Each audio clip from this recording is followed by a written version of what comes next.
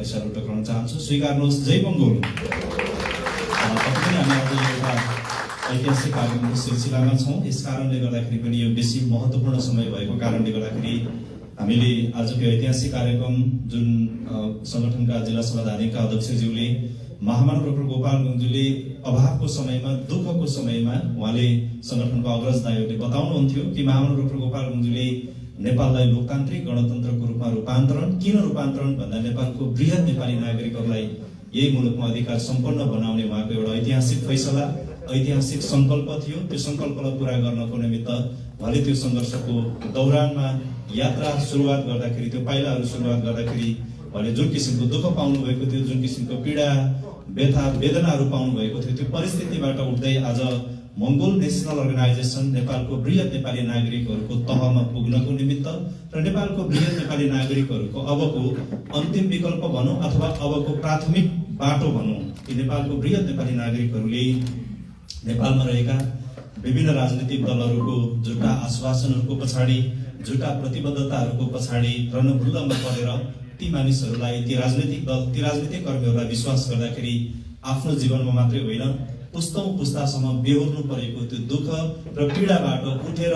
मङ्गोल national अर्गनाइजेसनको संस्थापक president महामानव doctor Gopal गुरुङज्यूले सुरुवात गर्नुभएको ऐतिहासिक अभियान यो दूरदर्शितापूर्ण लडाइँमा समाहित हुनको निमित्त अहिले देशभरिबाट मङ्गोल नेसनल अर्गनाइजेसनको पक्षमा एक किसिमको आकर्षण, एक किसिमको बढ्दो लहरहरू तपाईँ हामी सबैले देशव्यापी रूपमा देख्न पाएका छौँ। यस कारणले गर्दाखेरि पनि यो ऐतिहासिक कार्यक्रममा महामानव डाक्टर गोपाल गुरुङज्यूको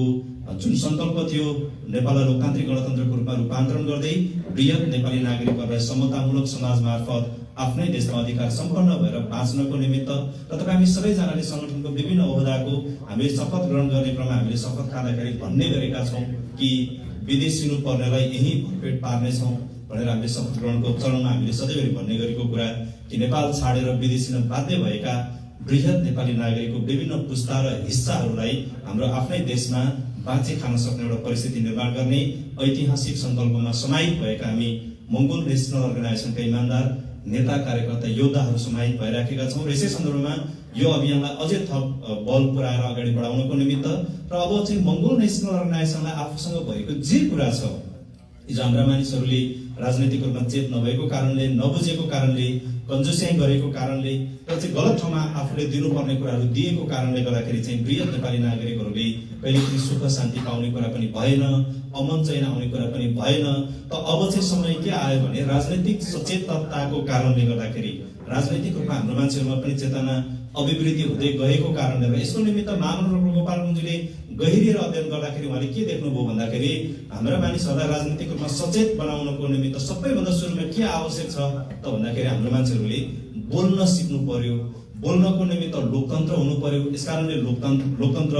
धर्मनिरपेक्ष, प्रान्तीयता यो अभ्यासले चाहिँ हाम्रो मान्छेहरूमा राजनीतिक चेतना बढ्दै गइसकेपछि चाहिँ अब हाम्रो मानिसहरूले पनि मङ्गोल नेसनल अर्गनाइजेसनलाई विश्वास गरेर आफूसँग भएको जे कुरा छ त्यो सहयोग गरेर चाहिँ वृहत नेपाली नागरिकहरूलाई अधिकार सम्पन्न बनाउने ऐतिहासिक बाटोमा अहिले हाम्रो मानिसहरूले पनि अब चाहिँ तदारुकताको साथ सहयोग दिन थालेको छ। र यसै सन्दर्भमा हाम्रो धादिङ जिल्ला सभाको अध्यक्ष वीरबहादुर लामाज्यूले पनि आज ऐतिहासिक फैसला गरेर उहाँको सम्पूर्ण परिवारको सल्लाह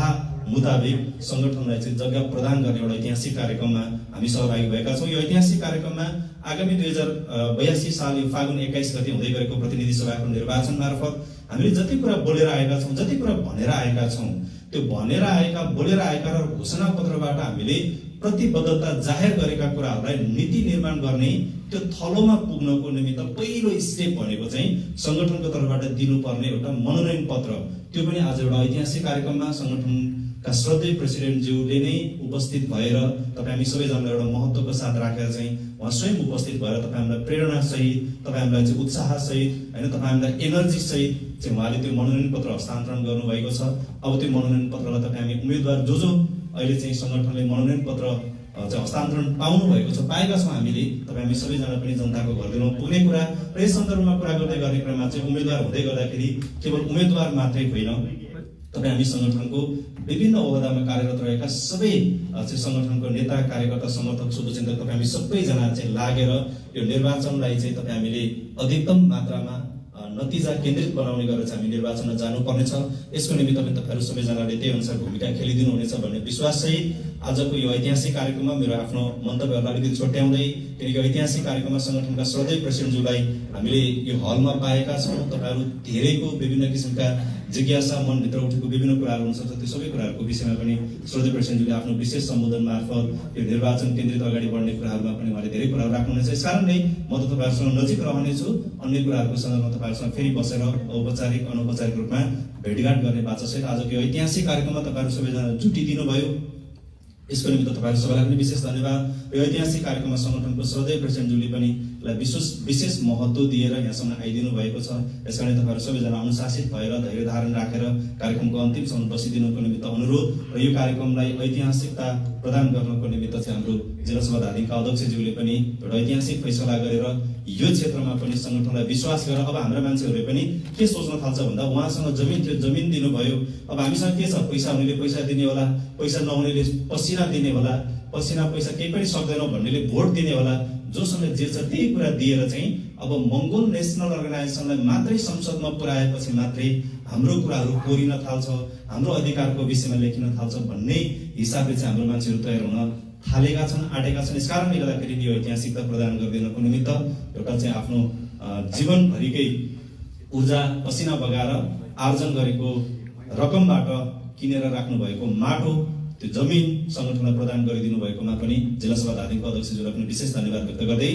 बाँकी कुराहरू आगामी दिनमा तपाईँहरूसँग फेरि गर्ने बाचासहित सङ्गठनका श्रद्धेय प्रेसिडेन्टज्यू नै हुनुहुन्छ। उहाँले धेरै कुराहरू तपाईँहरूलाई बताउनुहुन्छ। यसकारणले तपाईँहरू सबैजना अनुशासित भएर शान्त भएर अन्तिमसम्म बसिदिनुको निमित्त अनुरोध गर्दै बाँकी चाहिँ तपाईँहरूसँग फेरि भेट्ने बाचासहित म अहिलेको निमित्त तपाईँहरूबाट बिदा लिन चाहन्छु। हस्त जय मङ्गल।